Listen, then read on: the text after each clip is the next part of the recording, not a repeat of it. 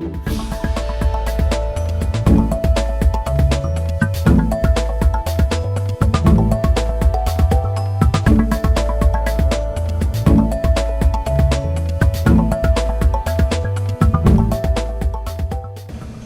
standing here with Steve from Nashua, who's a Free Stater who you may not recognize, you may not have heard of him, but he goes back the very first days of the Free State Project, 2001 and 2.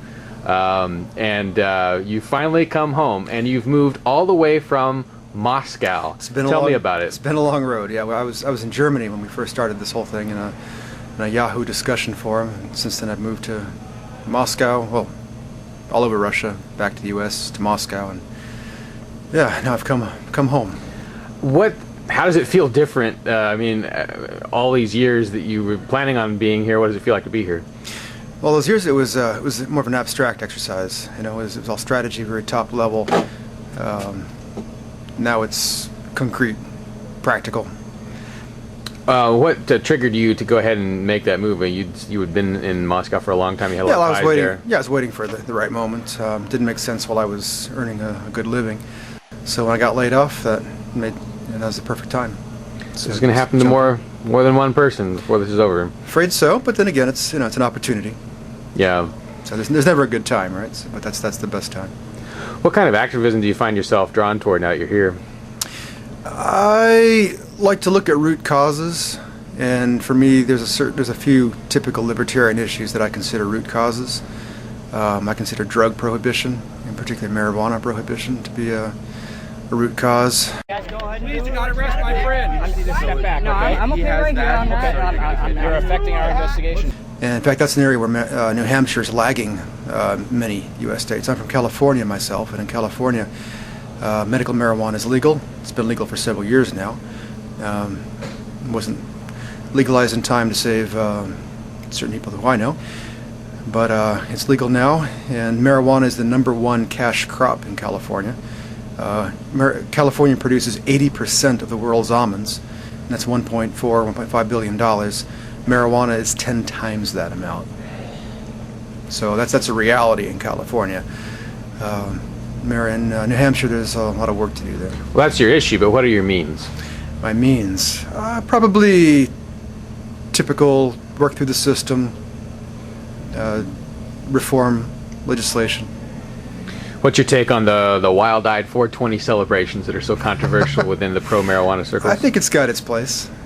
I think everything's got its place. This is a cancer, and it has to be hit from many sides. You know, radiation, chemotherapy, etc., surgery. So more power to them as long as they stay within the limits of reason. I'm all for nonviolence myself. Yeah. Strictly nonviolence, and as long as they stick to that. Well, for those who haven't already checked, Steve has a good essay on the Free State Project web forum called "The First Dimension of Association is Liberty," and it was one of the first articles I read by the project people back in 2002, and it had an impact on me. You can do any more writing? Probably. Yeah, if you Google my name, maybe you'll find a few more essays. All right, cool. What's your thought on the whole split, if you want to call it a split, the different, the civil disobedience versus working inside the system? Where do you fall on that spectrum? I know you kind of touched on that earlier. Yeah, I'm somewhere in the middle. I mean, the U.S. has a long tradition of civil disobedience. I mean, Henry David Thoreau was the one who created the theory behind it. We all read Thoreau in high school. So we celebrate Martin Luther King's birthday. I mean, it's practically Civil Disobedience Day. You know? Yeah. So that's a government holiday. Huh? So it's got its place, but it's got to be used very judiciously. When you use civil disobedience, the cause has to be obviously just, not just in your head, but if you want the sympathy of the community. Carefully.